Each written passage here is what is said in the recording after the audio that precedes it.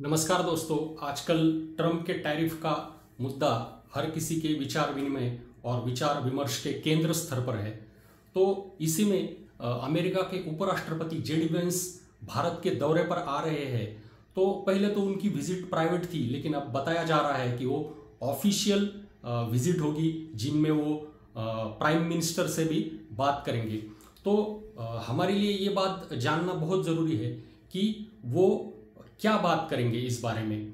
तो जब उनकी चर्चा होगी, जब उनकी मुलाकात होगी, तो वो फरवरी में जो इंडो यूएस प्रोक्लेमेशन हुआ था उसके बारे में वो क्या चर्चा करेंगे। उस प्रोक्लेमेशन के इंपॉर्टेंट मुद्दे थे एनर्जी, डिफेंस और टेक्नोलॉजी। अब इसी के साथ साथ वो ट्रेड पर भी क्या चर्चा करते हैं। 90 दिन का जो पॉज लगाया है उससे रिलेटेड द्विपक्षीय चर्चा में वो किस तरह से आगे बढ़ते हैं, ये जानना हमारे लिए बहुत ज़रूरी और बहुत इम्पोर्टेंट है। लेकिन फरवरी में जो यूएस प्रोक्लेमेशन हुआ था इंडिया के साथ में, तो उसमें 2030 तक $500 बिलियन तक हमारा द्विपक्षीय व्यापार को बढ़ाने की बात कही गई थी, और वो टर्म ऑफ रेफरेंस जो है वो तो फ्रीज हो गए हैं। तो उस पर भी क्या बात होगी ये जानना हमारे लिए बहुत ज़रूरी है। हम यूएस से क्या क्या इंपोर्ट करते हैं। हम तेल इंपोर्ट करते हैं, precious metals, precious minerals import करते हैं। तो हमें ये देखना है कि हमें एश्योर्ड सप्लाई हो, इसका ठीक ठीक रेट पे हमें ये सारी चीज़ें मिले। तो भारत ने बहुत से कमोडिटी पे टैरिफ कम कर दिए हैं। हमारी इंडस्ट्री में कॉम्पिटिटिवनेस बढ़ता है, तो ये दाम कम करना बिल्कुल ठीक है, बिल्कुल वाजिब है। लेकिन ऐसी चीज़ें जिनका हम यूज़ ही नहीं करते हैं उन पर अननेसेसरी टैरिफ कम करने से हमारे देश में ऐसे चीज़ों की खपत बढ़ाना हमारे लिए बिल्कुल अच्छा नहीं है। हमारे मार्केट के लिए ये चीज़ बिल्कुल अच्छी नहीं है। तो जेडी वेंस का भारत आना बहुत ही महत्वपूर्ण है। अमेरिका को चाइना का रिलायंस रिड्यूस करना है। तो भारत की तरफ यूएस एक नेचुरल पार्टनर की तरफ देख रहा है, और यूएस को हमेशा ही भारत नेचुरल चॉइस लगा है। जो 70 देशों के साथ अभी ट्रेड डील शुरू है, उसमें ट्रंप ने साफ साफ कह दिया है कि आप हमारे साथ जो ये डील कर रहे हो, तो इसमें एक चीज़ बिल्कुल मत करो, चाइना का प्रॉक्सी बिल्कुल मत बनो। आपको चाइना से जो भी सामान लेना है आप डायरेक्टली ले लो, हमें उससे कोई मतलब नहीं है। लेकिन चाइना से सामान अपने देश में लेके अमेरिका मत भेजो। अमेरिका ये इन चीज़ों को कभी भी बर्दाश्त नहीं करेगी।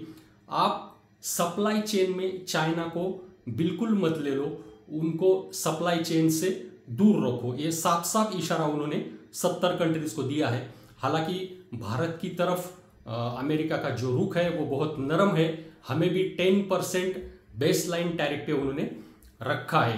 तो बार बार अमेरिका की ये कोशिश है कि सप्लाई चेन से चाइना को दूर रखना। हर समय यही कोशिश हो रही है।